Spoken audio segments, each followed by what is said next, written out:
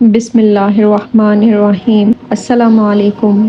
حضرت سلیمان علیہ السلام اللہ تعالیٰ کے برگزیدہ نبی تھے اور حضرت داؤد علیہ السلام کے بیٹے تھے۔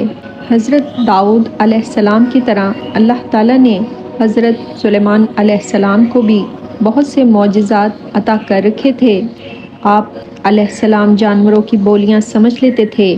ہوا پر آپ علیہ السلام کا قابو تھا۔ آپ علیہ السلام کی سب سے بڑی خاصیت یہ تھی کہ آپ کی حکومت صرف انسانوں پر نہیں تھی بلکہ جن بھی آپ کے تابع تھے۔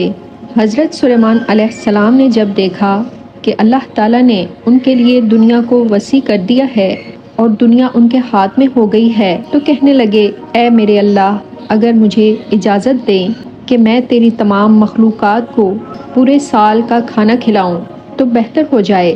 اللہ تعالیٰ نے ان کے پاس وحی بھیجی کہ تو اس پر ہرگز قدرت نہیں رکھتا۔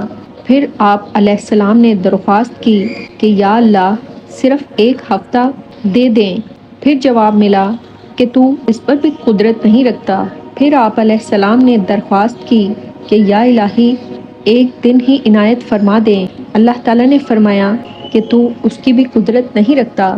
بہرحال اللہ تعالیٰ نے ایک دن کی اجازت دے دی تو حضرت سلیمان علیہ السلام نے تمام جنات اور انسانوں کو حکم دیا کہ وہ تمام کے تمام ان چیزوں کو جو زمین پر حلال ہیں، یعنی گائیں، بیل، بکریاں، دمبے وغیرہ، اور ان تمام کو جو جن سے حیوان میں سے ہیں، یعنی پرندے وغیرہ، اور جن اور انسانوں کو جمع کر لیا تو ان کے لیے بڑی بڑی دیگیں تیار کی گئیں۔ پھر ان جانوروں کو ذبح کیا گیا اور ان کو پکایا گیا اور ہوا کو حکم دیا گیا کھانے پر چلیں تاکہ کھانا خراب نہ ہو۔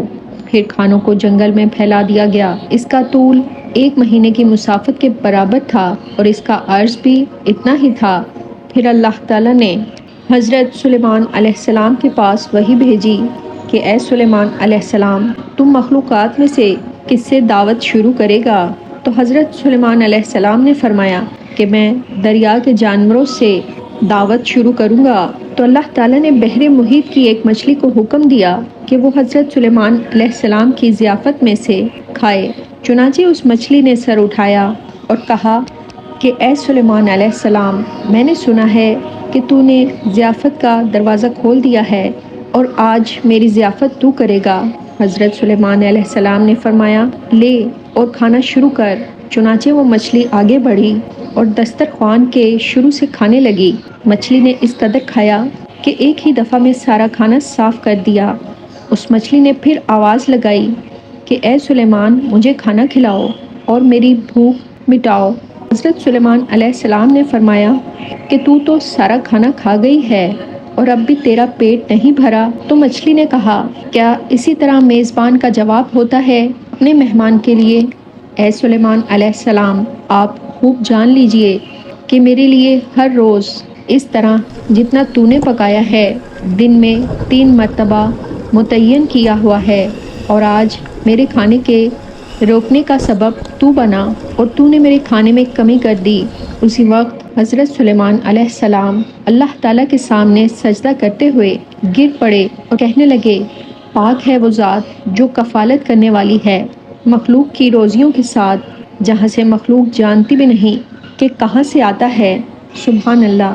اس واقعے سے ہمیں یہ سبق لینا چاہیے کہ بے شک ہمارا رازق صرف اور صرف اللہ تعالیٰ ہے، چنانچہ ہمیں صرف رزق اسی سے مانگنا چاہیے اور کبھی اپنی مال و دولت اور اپنے عہدے کے بلبوتے پر انسانوں پر غرور نہیں کرنا چاہیے کہ میرے پاس اتنا مال، ایسا منصب ہے، اس لیے مجھے رزق کے بارے میں پریشان ہونے کی ضرورت نہیں، بلکہ سب کچھ ہونے کے باوجود بھی اللہ تعالیٰ سے مانگتے رہنا چاہیے۔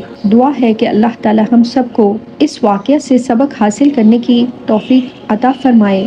آمین۔